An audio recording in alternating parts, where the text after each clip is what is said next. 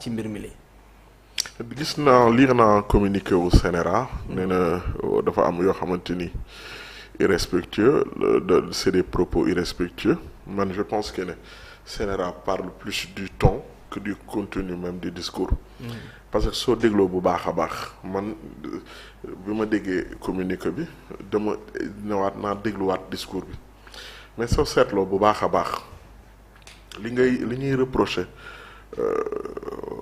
Cheikh Bara c'est beaucoup plus le ton qu'il a utilisé que mots yi mu utilisé parce que gisuma ne wax na wax goo xamante ni kat da ngay jàpp ne dafa transgresser la loi wala dafa joxar bi le frère Bassirou Diomaye Faye parce que je parle du frère Bassirou Diomaye Faye au lieu du président de la République parce que lépp fan la dooree mooy le président de la République Bassirou Diomaye Faye bi ñu ko fale dafa taxaw mu ne man je démissionne de toutes les instances du parti de Pastef maanaam amatuma benn ndombay tànk boo xamante ni yor naa ko ci biir Pastef nga koy dégg mu ne je veux être au-dessus de la mêlée maanaam ci xiitoog mballoo bi nga xam ne moo nekk ci politique bi bëggatuma ci bokk dama bëgg a génn ci bi mu defee loolu débat politique bi bu Sénégal dafa mës a violent maanaam dafa mës a diis dafa mës a dëgër ni ñuy waxee mais boo gisee loolu moom bi mu waxee ne je veux être un président pour tous être au-dessus de la mêlée mais dañu ko génnee ci débat politique boobu di nga gis nit di ko reprocher parce que aussi il est là politique moo ko fa indi mais da ngay gis ne joxar bi ñu ko ci wax ji nga xam ne moom la ñu wax léegi boo demee ba nga ne yow nekkatoo ci benn instance nga ne yaa ci génne woon sa bopp nga ne da ngaa bëgg a duggaat ci politique bi da ngaa bëgg a bokkaat parce que dafa am loo xamante ni boo ne damay restructurer coalition bi nga xam ne moom a faloon mais génn nga ci sa mission en tant que président de la République yaa ngi dugg ci politique boo duggee ci politique la ñu traité la comme ni ñuy traité un n'importe quel homme politique man je voudrais qu'on fasse cette dichotomie là entre le président de la République acteur politique ak le président de la République président de tous les Sénégalais. est-ce que dina yomb def la séparation. mais parce que moom moo ne dafa bëgg a duggaat ci politique bi mais booy dugg ci politique bi la preuve mooy Ousmane Sonko waxul dafa démissionné ci benn instance u Pastef mais tu vois que ne Ousmane Sonko ni ñu ko doon attaqué ñu ko Diomaye parce que Diomaye dafa décidé woon na mooy doon président gis nga ku bëgg akara da ngay ñeme kaani loolu ça va avec la démocratie ça va avec le jeu politique wax ji dëgër na d'accord naa mais nañu jàpp ne ñun ni ñuy politiquer ñëpp dafa dëgër ni ñuy waxee dafa dëgër ba parfois kàddu yi ni ñu koy waxee sax da ngay jàpp ne ça frise avec la violence mais suñu jegee ci loolu man soo seetloo soo écouter bu baax le discours de Cheikh Bara li ñu ko gën a mën a reprocher c'est beaucoup plus de la diffamation que de comment dirais-je d'un irrespect envers la personne du président de la République non parce que diffamation te bu dee la diffamation elle est personnelle maanaam MNF Maïmouna Ndour Faye moom moo war a wax ne Cheikh Bara daf ma diffamé comme ni mu ko waxee woon am na ci droit mu dem yoon dem porter plainte yoon wax na daf la diffamé li mu wax te tegu ko fenn te amul ay firnde ñu àtte ko ci nga jaar ci procédure normale mooy lan nga fexe nu ñu dindee mbalaanu kiiraayam wala lan Birane Ndour bi nga xamante ni Cheikh Bara moom la wax mais on sous-entend que ne on essaie de lire entre les lignes mais ñooñu nga xam ne daf leen a wax ci discours bi mais tontuwuñu parce que moom défier na sax Cheikh ne Maïmouna Ndour Faye na taxaw mu ne annoncé na benn plainte contre Cheikh Bara mais déposé wu ko donc je suppose que ne neewoon na Cheikh Bara nee na ko bu ñemee taxaw ne aw ma passeport diplomatique na taxaw man ma génnee preuve yi que ne am na foofu la ko diffamé pour man te ba léegi génne nañ ay dossiers dëgg laa du dëgg loolu c'est à la justice d'en décider ou bien même c'est aux autorités d'accuser Cheikh Bara de comment dirais-je d'avoir donné une mauvaise information par rapport à ça mais ba léegi nii déggoo ci ñu ne lan diffusion de fausses nouvelles kenn toppeewu ko Cheikh Bara déggoo ba léegi nii mais léegi nag. s'agissant de Diomaye ci propos Diomaye laa bëgg a wax. non parce que tamit ñun suñu aada daa am lu ñu taamoo di waxee ak kilifa ak président quand même. suñu aada nanguwul sax ngay wax ak ku la mag di wax loo xamante ni kat di benn ton bi. mais pourtant ci politique da nga koy dégg. amul ñoo xamante ni laa la wax ñoom ñëpp autant qu'ils sont dans la politique autant que nous sommes même s'il faut utiliser dans la politique. te da ngay gis koo xam ne loo xam ne suñu aada nangu ko nit taxaw wax Macky Sall wax ju ñaaw. te Macky Sall mën na ko bàyyi. nit taxaw wax Ousmane Sonko wax ju ñaaw te Ousmane Sonko wax na ko bàyyi. nit taxaw wax keneen kilifa goo xamante ni fii te wax c'est notre politique même qui est violent qui est dur.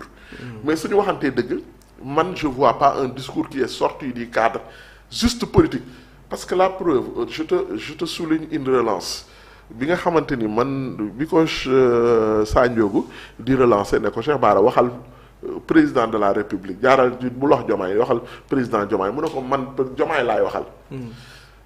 frère de parti waxuma Diomaye président de la République mais Diomaye daf ko war a assumer parce que boo xasee ba ne yow da ngay dugg ci politique bi. ci politique nga nekk mais n'empêche am na loo xam ne duñ ñoo ko permettre mais léegi dañuy wax ñu ne li wax ji parce que ton moom kenn du ci condamner nit. le ton. mais c'est intéressant c'est la manière de parler tamit am na lu mu mën a jouer. ton bi dafa am solo mais kenn du ci condamner nit texte ay nu mu tuddati la loi c'est des textes.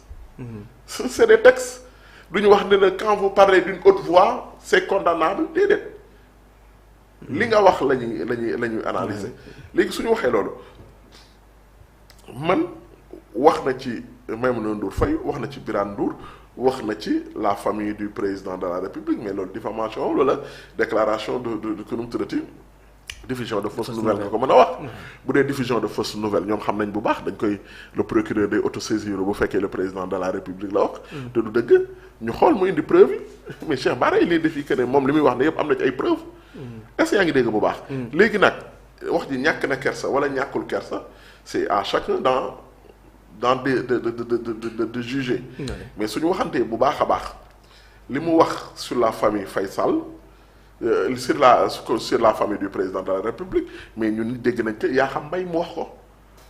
est-ce que Sénégal génn Yakham Mbaye génn teg ko ci famille président de la République mais on avait une dévolution monarchique avec Karim Wade mais là on a en face de nous une dynastie Faye Sall. C'est une attaque qui vise la famille présidentielle. boobu Sénégal dégguñu ko woon bu wax man daal xam nga lan laa jàpp. Sénégal dafa am politique boo xamante ni ñun acteurs politiques yi ni ñu koy defee c'est beaucoup plus sur des personnes que sur des faits loolu nag dañoo personnaliser le débat politique on parle plus des personnes en tant que de la situation politique ou bien des problèmes que le Sénégal se di dund suñu quotidien léegi nag man neewuma li mu wax tegu ko ci yoon wala dafa kii mais nañu ma wax ji wax na lii te loolu yoon da koy tere. mais c'est bien aussi ñu protéger le président Baye Cheikh parce que tamit lii mën na tijji benn boulevard parce que gis nañu après les propos de Cheikh Bara lu si topp bëri na xot nañ photo président 72 heures nañ ko est-ce tamit jotul tamit ñu ne basta arrêté lépp. waaw Cheikh Bara moom ormaalul Diomaye xaw ma ban Diomaye nga bëgg nag ñu teg ci taabal ji. waaw yaa doon président wala Diomaye président ak Diomaye militant Pastef oui. bu mu ci mënti doon nit la père de famille la kilifa la CNRA buy condamné mise en demeure la def. ci wàllu média lay condamné. du tribunal boo xamante ni dañuy dem devant la barre pour indi ay sentence ak yu ni mel. donc ña fa nekk tamit seetaan nañ affaire yi gis nañ ko xool nañ ko. et voilà gis nañ comme ñu bari niñ ko gisee ne contenu bi. du contenu boo xamante ni tax na ñu jox la licence de télévision.